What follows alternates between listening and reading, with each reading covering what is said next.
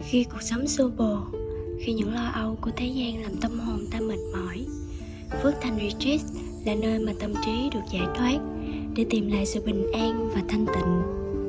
Tại Phước Thanh, mỗi khoảnh khắc đều là hành trình tìm lại chính mình dưới sự bao bọc của thiên nhiên.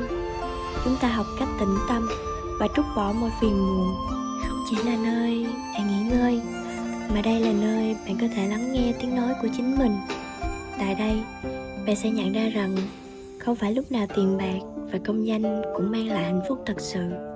Phước Thanh Retreat, nơi mà bạn có thể thoát khỏi những ồn ào của cuộc sống để quay lại với bản ngã và tìm thấy sự bình an trong tâm mình.